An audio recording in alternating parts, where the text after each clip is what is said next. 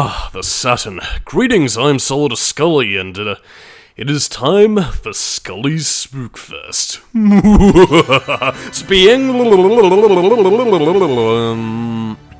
Yes, indeedy, we're on the Sega Saturn, and there's only one Capcom game that has that logo. Yes, indeed, this is Resident Evil. The original, because this is my favourite version of the game. Not to speak ill of the remake, but, yeah, there's just a certain charm that Resident Evil has, and I'm not even talking in the Nami kind of sense. I genuinely think the original Resident Evil not only still has a place in this world, but is still a genuinely good game in spite of its flaws. So, yeah, since this is the original, we're going to be tackling the Jill scenario for that delicious, sweet Barry Burton influence, so let us begin the horror.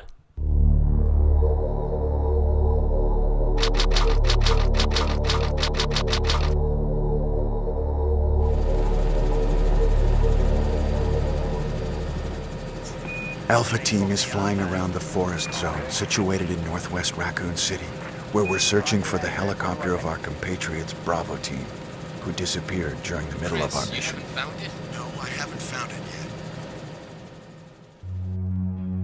yet. Bizarre murder cases have recently occurred in Raccoon City. There are outlandish reports of families being attacked by a group of about 10 people. Victims were apparently eaten.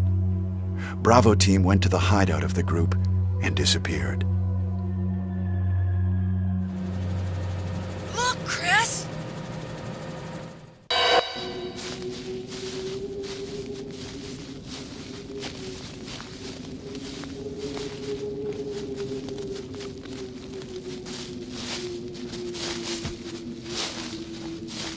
It was Bravo Team's helicopter.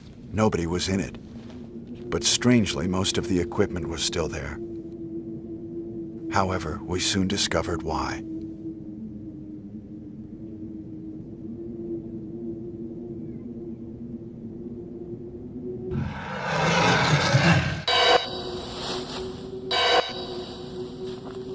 Hey!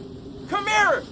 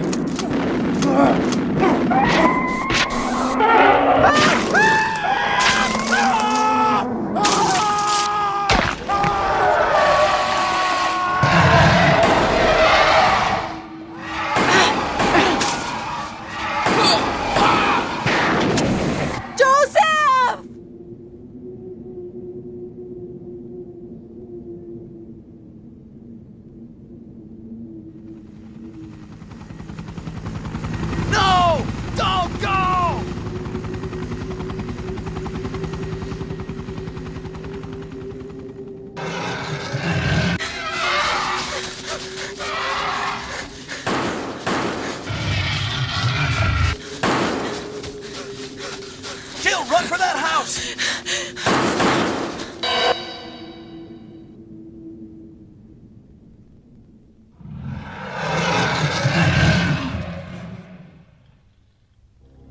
There are only 3 S.T.A.R.S members left now. Captain Wesker, Jill, and myself. We don't know where Barry is. Chris Redfield.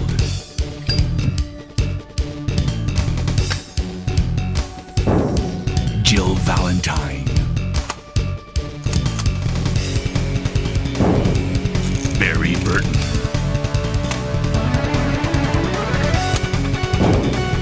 Rebecca Chambers. Albert Wesker.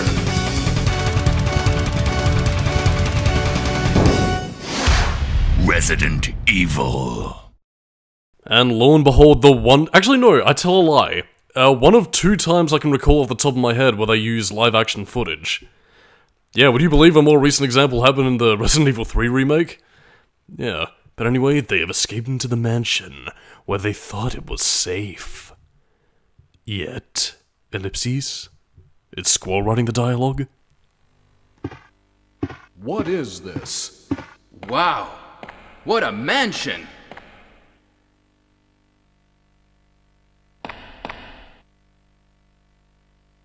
Captain Wesker, where's Chris? Stop it! Don't open that door! But Chris is... What is it? Maybe it's Chris. Now, Jill, can you go? I'm going with you. Chris is our old partner, you know. Okay, let me handle this.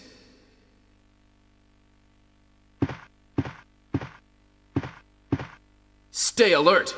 Thank you, Captain Wesker, who, I mean, after years of games, I'm sure you are still the really, really good guy, since you are the captain of our police squad, and not literally anything else. Okay, it's kind of bizarre seeing all these characters at their beginning compared to where they end up. I mean, it's kind of funny, to be perfectly honest, but I'm enjoying this. Again, that's the thing about Resident Evil. Like, I mean, even barely a few seconds in and I'm already having a fucking blast. I mean, that might have something to do with the cheese-tastic voice acting and the presentation, but... I love this. What? What is this? What is it? Blood.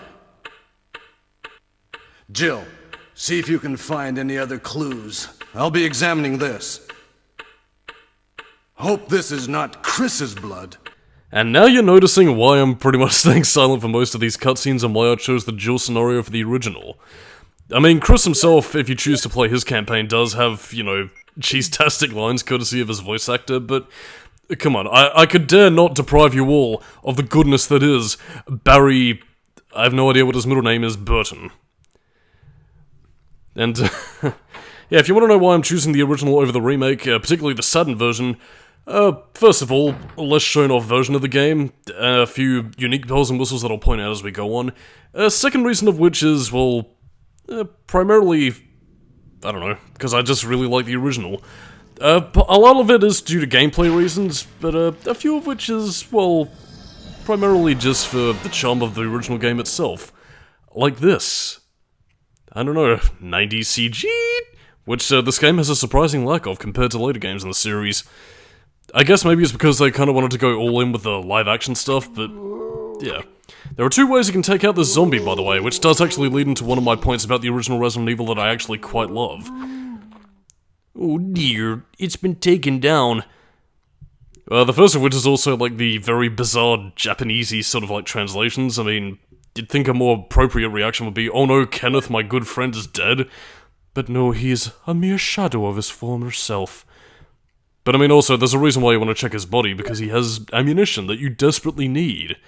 Because this was a time before the Resident Evil 4 with the kicking and the screaming and the, where are they going? Bingo! Chimichangas! But yeah, if you don't take down that zombie, or if you don't check its body, then this happens. Barry? What is it? Watch out! It's a monster! Let me take care of this.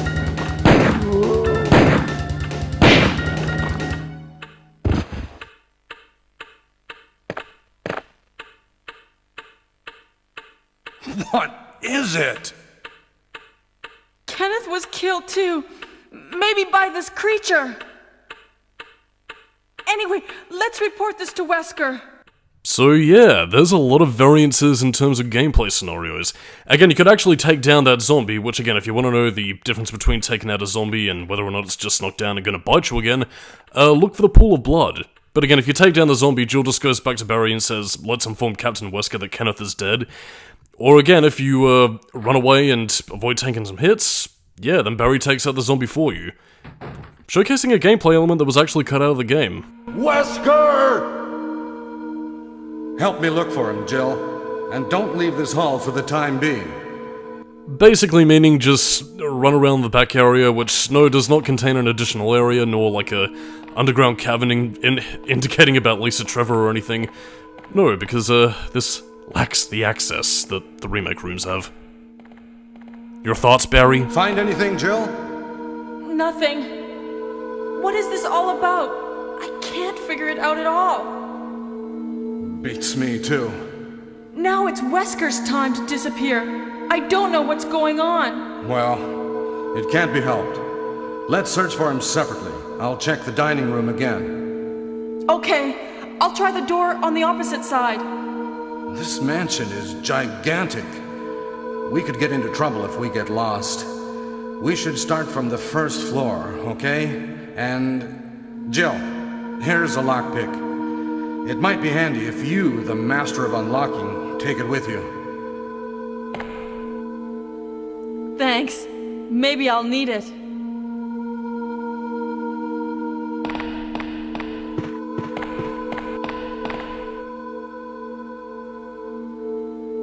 Listen, if something happens, let's meet up in this hall.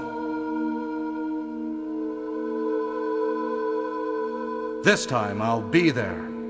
And this, in and of itself, well, not only is this pretty much the first part of the get your lay of the land scenario for Resident Evil, but this also in turn is actually another one of Resident Evil 1's, well, variances in gameplay scenario, because what Barry said there wasn't just idle phrasing. He will actually show up in a few different scenarios depending on what you investigate. Again, if you choose to do a certain scenario that we're going to be doing at the end of the part, then Barry will come to your rescue, or if you decide to explore other bits and pieces of the room, he'll show up there as well. Again, I'll point out where these specific locations are, but again, if you don't happen to encounter Barry at all, then you will eventually meet up with him in the hallway, and he'll give you a bit of ammunition, so yeah. There's a lot of fun variances in Resident Evil's game mode, where, again, depending on what you do and what decisions you make, yeah, the scenarios can differ slightly. Like, I mean, I'm not talking in terms of, like, you know, the story-driven game, your actions have consequences. It's more so that you get specific scenes that you otherwise wouldn't get if you made one decision in your gameplay experience compared to what you would do, say, next time. Oh, and also another trick with the zombies, if you want to check that they're still, well, alive, unalive, undead, mostly dead, is basically to carefully walk around them and see if their head twitches. Because again, you'll notice that they might still be moving around if their head twitches to look at you.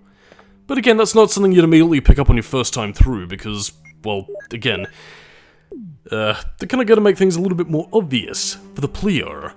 And again, as I'm probably gonna mention all throughout this first Resident Evil game, yeah, this is the one game in the series next to, I'd say, Code Veronica, where you really need to keep an eye on your ammo stockade, because, again, while later games in the series will give you tools to defend yourself with, this one, on the other hand, is, well, survival horror at its core. I wonder what's gonna happen here. Arg! Well, I mean, you know what, I say that in jest, but I mean, this zombie dog hallway was pretty much a rite of passage for most kids in the 90s. Although, kind of in a similar case to Resident Evil 4 with the regenerators, it has kind of become a victim of its own success in the sense that, you know, because this is one of the most famous scenes in the early part of the game, literally everybody knows about the zombie dogs and therefore it kind of loses its impact, but I don't know. I suppose it is kind of difficult to put yourself back into that perspective of 1996, but again, this was a game where a lot of kids, like, were legitimately frightened of playing this game simply because of scenes like this, and while it might be difficult to imagine now, I suppose it's kind of apropos, considering that, again, for a lot of people, the original Resident Evil trilogy was scary as shit, and they didn't really get into the series until 4, I suppose because they were at an age where they could handle it? I mean, either that or Resident Evil 4's silly tone prevented them from taking the series seriously ever again, or whether or not the voice acting would have done that already. But regardless of such, in any case, it's probably best that you do clear out the dogs, because unlike a certain other enemy that'll show up a bit later in the game in that hallway, yeah, dogs are kind of ankle biters and, well, can deal some pretty severe damage a bit earlier on in the game than you really need to, but thankfully, that's where the herbs come in. Heh, what do? Smoke it? Heh, yeah, jokey jokes from 2010. Whoopee. But, yeah, going back to a more serious perspective, herbs are pretty much your healing items in the game. You can combine them, you can smoke them, you can... I guess what the intent is for the game is that they basically, like, put it on a patch on their arm and that's meant to heal the wound with its weedly juices. I don't know. The point is, it heals you up, and you can combine it with other herbs to, well, create super weed. Churlish a name as it is, that's pretty much the best way to describe it. And this is the scenario I chose for very specific reasons, the payoff of which you'll see next time, because Resident Evil is a very chatty game, and I ain't had enough time to talk about stuff, rather than just sort of gushing over the game. But regardless of such, we're skipping a puzzle here. Let's grab ourselves a shoot gun. That's nothing ominous. Well, I suppose we'll talk about it next time, in the Irish Resident Evil commentary. So, yeah, on that note, I'm Solidus Skully, I've gotta go to work now, so, yeah, catch you dudes and dudettes next time, for the spooky season of Resident Evil.